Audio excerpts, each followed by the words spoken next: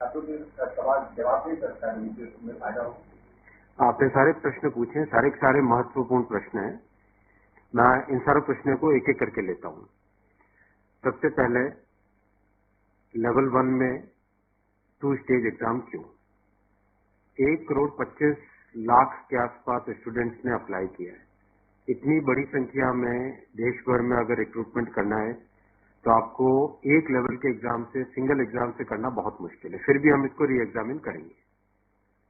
इतनी बड़ी संख्या में 1,25,00,000 कैंडिडेट्स अगर हो तो कैसे उनको एक साथ सेम लेवल, सेम तरीके से, same level of hardness of question की, ये सब करना अति डिफिकल्ट है। आप सब इस प्रक्रिया से गुजर चुके हो, आप भी समझते होंगे। इसलिए इसके दो, एक प्रीलिम एग्जाम और उसके बाद में एक कंप्यूटर बेस्ड टेस्ट 2 इस तरह से करके किया गया। वो नोटिस में लिखा गया था कि अगर जरूरत पड़ी, अगर परिस्थिति हुई तो उसके 2 लेवल किए जाएंगे। पहला ये। दूसरा आपका प्रश्न कि 10+2 में ग्रेजुएट्स को कैसे अलाउ करें।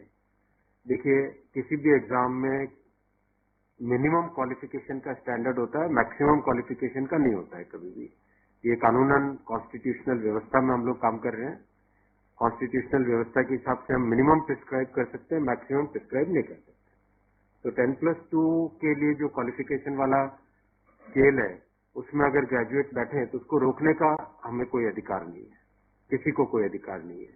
अगर कोई नया इसके बारे में कोई नया न्यायपालिका की तरफ से कोई चीज आती तो अलग बात है, लेकिन हमारे पास कोई अधिकार नहीं है इसका।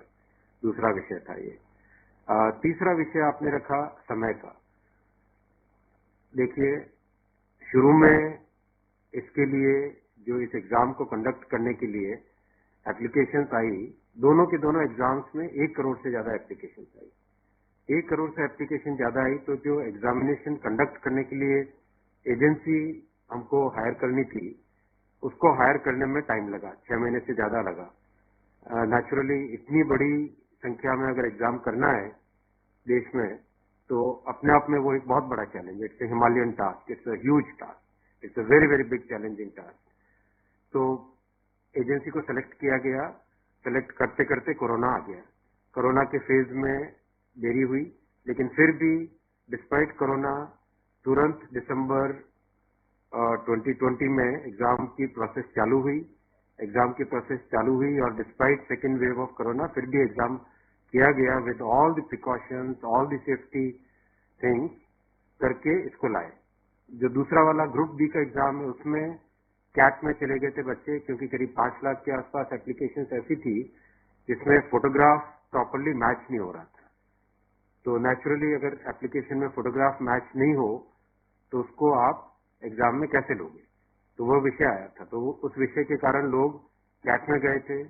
एडमिनिस्ट्रेटिव ट्रिब्यूनल ने जैसे ही उसका समाधान किया, फैसला किया, उसके फैसले के तुरंत बाद में हम लोगों ने एग्जाम के प्रोसेस को आगे किया। कोई उसमें देरी नहीं की। और हमारा, देखिए, हमारी सरकार, प्रधानमंत्री श्री नरेंद्र मोदी जी का इंटेंट हमेशा है कि मैक्सिमाइज करना है रोजगार को। इसीलिए आप देखिए, इतनी बड़ी संख्या में, यानी रेलवे में 1,40,000 टोटल, 1,05,000 ग्रुप डी की कैटेगरी में, लेवल 1 की कैटेगरी में, और लेवल 2 से लेवल 6 की कैटेगरी में 35,000 कैंडिडेट वैकेंसीज। 1,40,000 की वैकेंसीज लाना कोई छोटी बात नहीं है, बहुत बड़ी बात है। फिर आपको आपका चौथा पॉइंट आप देखिए, ज्यादा से ज्यादा कैंडिडेट्स को फर्स्ट स्टेज से सेकंड स्टेज में जाने का मौका मिले, इसके लिए 2015 तक हमेशा प्रिलिमिनरी एग्जाम जो होता था, फर्स्ट स्टेज होता था, उससे 10 गुना लिए जाते थे, केवल 10 गुना लिए जाते थे। 2015 के बाद में पहले ही संख्या बढ़ा के 15 गुना कर दी गई, जिससे कि ज्यादा से ज्यादा कैंडिडेट्स को मेन एग्जाम के लिए जाने का मौका मिले।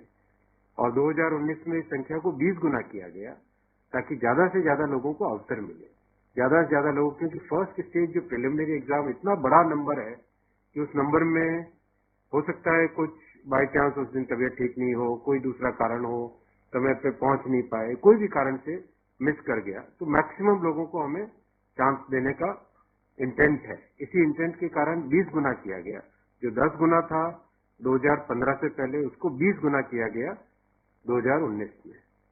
तो ये प्रो स्टूडेंट्स, प्रो कैंडिडेट्स वाली अप्रोच है हमारी, और हमारी इंटेंट एकदम नेक नियति से काम कर रहे हैं, सच्चाई से काम कर रहे हैं। देखिए, कोई भी कहीं भी एक भी जगह से कहीं कोई पेपर लीक होने की बात नहीं है, कहीं पे कोई एग्जाम के मैनिपुलेशन की बात नहीं है। जो आज सिर्फ मुद्दा है, मुद्दा सिर्फ इतना है कि शॉर्टलिस्ट कैंडिडेट्स कितने किए जाए, यही मुद्दा है। इस मुद्दे को सॉल्व करेंगे, इसको भी हम बहुत सेंसिटिवली सॉल्व करेंगे। हमारे लिए छात्र हमारे साथी हैं, हमारे भाई हैं, हमारी बहनें हैं जो एग्जाम दे रहे हैं, तो हमारे लिए बहुत इंपॉर्टेंट है, हम इसको बहुत सेंसिटिवली हैंडल करेंगे। सर, रात को आपने देखा, अगर तस्वीरें दिखाई हो हॉस्टल में, मैं आपको इतना बताना चाहूंगा कि जो लोग किसी भी अपनी खुद की संपत्ति को अगर जलाते हैं, खुद की संपत्ति पे अगर अटैक करते हैं, उसको डिस्ट्रॉय करने की कोशिश करते हैं, तो उसमें जो प्रक्रिया पुलिस की होती है वो होनी, अगर हुई है, मेरी बात आप इसमें स्पष्ट रखिए कि मैं छात्रों को कह रहा हूं कि आपकी संपत्ति है, आप अपनी संपत्ति को जलाने के लिए क्यों बाहर निकले। और हम आपकी बात को शुरू से सुन रहे हैं। जिस दिन आपने पहले पॉइंट रखा, उसी दिन हमने तुरंत इसका, जैसे ही दूसरे दिन ही मेरे नजर में आ गई थी बात ये, और दूसरे दिन मैंने तुरंत सारा ये टेबल मंगवाया कि आप मुझे एग्जैक्ट बताओ हर एक लेवल पे क्या वैकेंसी है, और हर एक लेवल पे एग्जैक्ट, जैसे लेवल 2 पे 5663, उसकी जगह 1,13,000, कितने गुने? 20 गुने। लेवल 3 पे 4,940, उसके अगेंस्ट कितने शॉर्टलिस्टेड? 98,833, 20 गुने। तो जो नोटिस के अंदर प्रक्रिया एग्जैक्टली उसके हिसाब से किया है, हर एक पे, level 2, level 3, level 4, level 5, level 6, हर एक पे एग्जैक्टली 20 टाइम्स किया गया है। इश्यू वो नहीं, इश्यू डुप्लीकेट नहीं, इश्यू यूनिक वाली बात आ गई। अब वो मुद्दा उनका है, क्योंकि इसलिए मुद्दा आ रहा है कि जिन लोगों ने तैयारी कर ली है उनको लगता है कि हमें एक बार और चांस मिल जाए, इसलिए हम इसको बहुत सेंसिटिवली हैंडल करेंगे।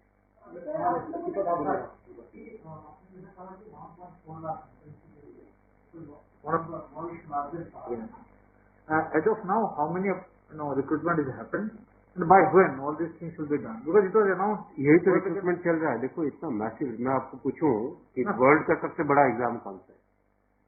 वर्ल्ड का अगर, या इंडिया का भी अगर बड़े एग्जाम्स देखें तो बड़े एग्जाम्स में जेई बहुत बड़ा एग्जाम होता है, सिविल सर्विसेज बहुत बड़ा एग्जाम होता है, स्टाफ सिलेक्शन कमीशन का बहुत बड़ा एग्जाम। इन सब एग्जाम्स में एप्लीकेशन की संख्या होती है 5 से 7 लाख, 8 लाख, 10 लाख। यहाँ 1 करोड़ एप्लीकेशन है। आप ये तो देखिए ना कि कठिन कितना है।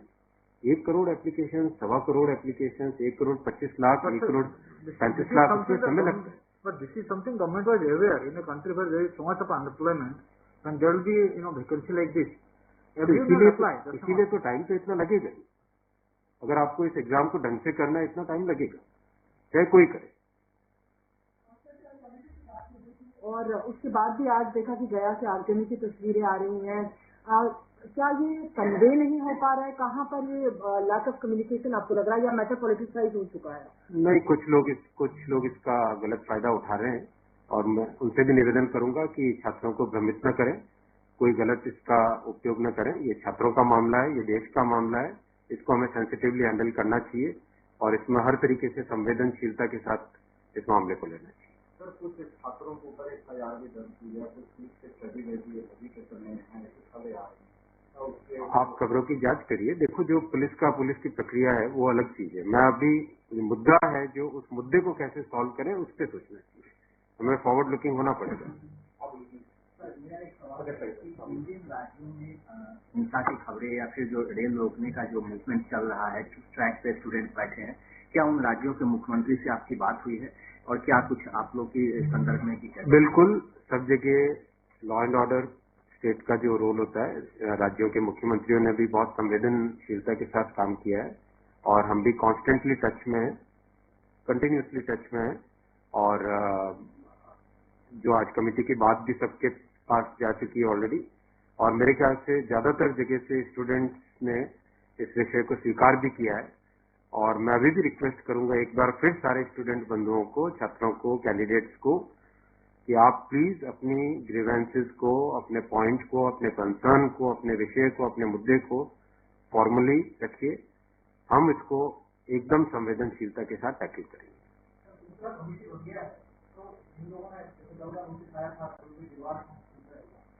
that also be considered because they did not know that this is going to happen? नहीं, देखो कमिटी एक बहुत ही सीनियर ऑफिसर्स की है और ये कमिटी हर चीज को जितने भी मुद्दे इसमें आएंगे और हर एक मुद्दे को जल्दी से जल्दी इसमें कमिटी का टाइम लिमिट भी दिया। कितना टाइम दिया हमने टाइम लिमिट? जो कमिटी की रिपोर्ट आने का क्या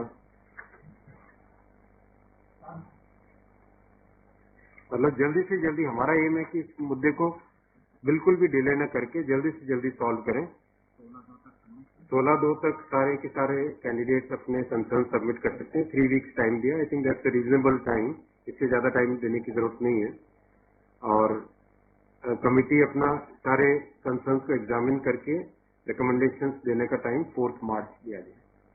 तो कोशिश करेंगे उससे पहले पहले अगर हो जाए, 4 मार्च से भी पहले अगर हो जाए।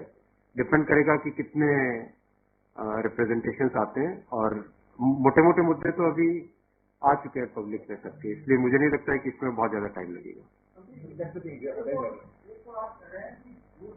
वो आपकी नॉलेज में आ गया है, मोटा मोटी सही आ गया है। दूसरी ओर ये कि जो आपके पैरामीटर्स था उस पर सब कुछ सही तरीके से लिया गया है, उसी तरह से शॉर्ट लिस्ट किया गया है। फिर इसमें प्रॉब्लम, फिर इसमें कमेटी आपको रिपोर्ट क्या करेगी और करेंगे क्या? इसका मतलब अगर चेंज करते हैं कुछ तो दूसरे एक बड़ा पक्ष और भी तो विरोध करेगा। हाँ, ये इसीलिए तो मैं आपको देखो बताऊं ना एग्जैक्ट किसी भी लेवल पे नोटिस में जो लिखा था कि 20 गुना कैंडिडेट लेंगे, अगर आपके सामने टेबल रखा हुआ है 5,663 की जगह 1,13,000 यानी 20 गुना, 4,940 के लेवल 3 में 98,833 20 गुना, 161 के अगेंस्ट 3223 20 गुना, 17,393 347 3,47,676 20 गुना, 7,124 वैकेंसीज के अगेंस्ट 1,42,413 20 गुना। एग्जैक्ट 20 गुना है हर एक लेवल का। अब स्टूडेंट्स क्या कह रहे हैं कि जिन कैंडिडेट्स ने एक से ज्यादा लेवल में क्वालिफाई कर दिया है, राइट, उसके कारण सपोज मान लीजिए लेवल 3 में जो लेवल 5 का कैंडिडेट है वो भी क्वालिफाई हो गया है जी, तो वो लेवल 3 में कोई एक कैंडिडेट को जो क्वालिफाई नहीं हुआ है उसे लगता है कि अगर उसको यूनिक के हिसाब से काउंट करते तो शायद उसको भी एक मौका मिल जाता मेन एग्जाम देने का। बराबर है, ये मुद्दा ही है। अब जो नोटिस इनवाइटिंग एग्जाम है, एग्जाम का जो नोटिफिकेशन होता है उसकी एक सैंक्टिटी है, वो कोर्ट का मैटर है, वो लीगल मैटर हो जाता है। एग्जैक्टली उसके हिसाब से किया गया एग्जाम का, एग्जाम को उसी हिसाब से कंडक्ट किया गया, उसी हिसाब से शॉर्टलिस्टिंग की गई। अब जब ये मुद्दा आया है तो इस मुद्दे को सॉल्व करने के लिए कोई न कोई तो तरीका निकालना पड़ेगा, राइट? तो आपका जो प्रश्न है, आपका प्रश्न वैलिड है कि क्यों है। आपके सामने डेटा सामने रखे हुए हैं, डेटा आप सबके सामने है, बिल्कुल एग्जैक्ट डेटा है कोई, और ये डेटा हमने पहले दिन ही दे दिया था। जो टर्म कंडीशंस ऑलरेडी जब पब्लिसाइज किया जाता है कोई पोस्ट होती है तो उसके टर्म कंडीशंस ऑलरेडी पहले से घोषित होता है, उसके आधार पर ही सब कुछ किया गया होगा। हाँ बिल्कुल। फिर ये कमेटी या आपको कुछ रास्ता अब नहीं दिख रहा है क्या? ये जो कमेटी रिपोर्ट देगी क्या उसके अगेंस्ट देगी जो आपके टर्म कंडीशंस पहले वाले थे? बात वही है ना कि आपकी बात तो फिर लोग कोर्ट जाएंगे। हाँ, बात वही होगा जो नहीं, अपने को तरीका ऐसा सॉल्व करना पड़ेगा, कोई तो ऐसा तरीका निकालना पड़ेगा जिससे कि जो लोग शॉर्टलिस्ट हुए हैं उनका भी करियर अफेक्ट न हो, उनके प्रोस्पेक्ट भी कमजोर ना हो, और जो लोगों की ग्रीवेंस है उस ग्रीवेंस को तो एड्रेस करना पड़ेगा ना। छात्रों का मुद्दा है और लोगों ने अगर ग्रीवेंस रेज की है तो हमारी ड्यूटी है कि उसको हमें एड्रेस तो करना पड़ेगा ना।